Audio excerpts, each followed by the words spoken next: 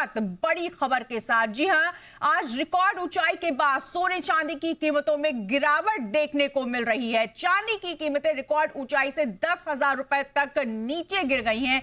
वहीं गोल्ड भी ऊपरी स्तर से करीब 4,000 रुपए लुढ़क गया है।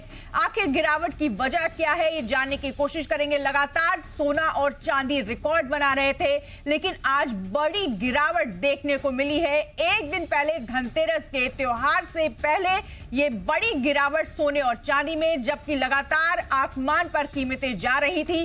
क्या वजह है, जानने के लिए रुक करेंगे जी बिजनेस के कमोडिटी एडिटर मृत्युंजय कुमार झा का।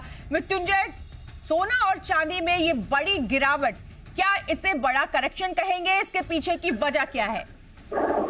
देखिए बिल्कुल, और आपको याद होगा जब कल हमारी बात हो रही थी ऑल टाइम हाई पे, और तभी हमने आपको कहा था कि इस भाव पर बहुत अलर्टनेस की जरूरत है, क्योंकि जिस रफ्तार से मार्केट ऊपर जा रहा है, ऐसे सिचुएशन में कभी भी मार्केट कोई बड़ा करेक्शन दिखा सकता है।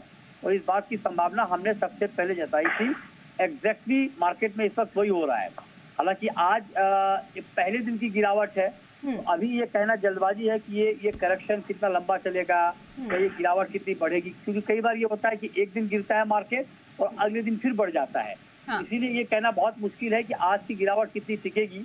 लेकिन अभी जो मार्केट का सिचुएशन है, ये मैं आपको बताऊं, आज ही एमसीएक्स पर 1 किलो चांदी का भाव 1,70,400 के ऊपर गया था।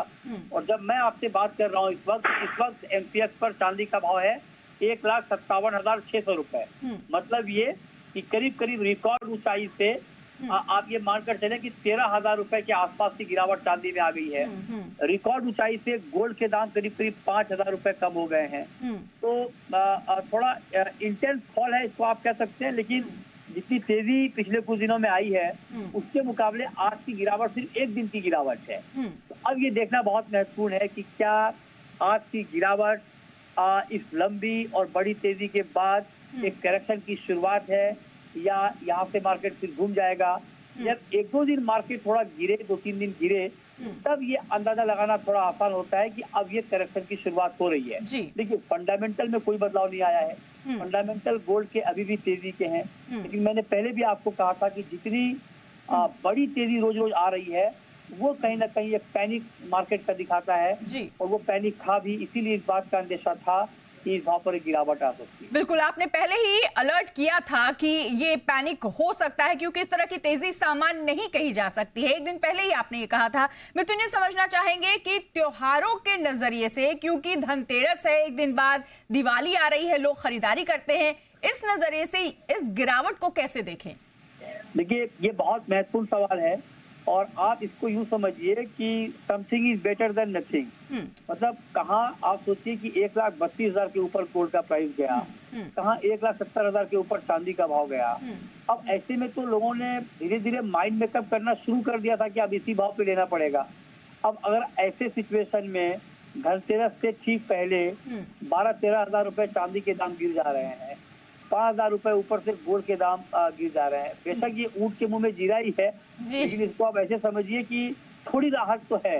हाँ। मतलब अगर दाम नहीं गिरते तभी लोग धनतेरस के दिन बाइंग करते, तो अगर मान लीजिए किसी का प्लान 10 ग्राम गोल्ड खरीदने का होगा, तो उनके लिए तो 5,000 रुपए दाम कम हो गए। एक कह सकते हैं कि हल्की जो राहत की फुहार होती है, उसको आप इस तरह से कह सकते हैं। वैसे दाम बहुत बढ़ गए हैं, उससे अगर आप कंपेयर करेंगे तो अभी भी दाम आपको बहुत ऊपर ही दिखेंगे, ऊपर है भी। लेकिन क्योंकि तेजी बहुत आई थी, अगर आज दाम नहीं गिरते तो इसी भाव पर लेना पड़ता। तो उसके मुकाबले 5,000 रुपए कम के भाव पर गोल्ड मिलेगा, 13,000 रुपए कम के भाव पर चांदी मिलेगी, तो ये थोड़ी राहत तो है।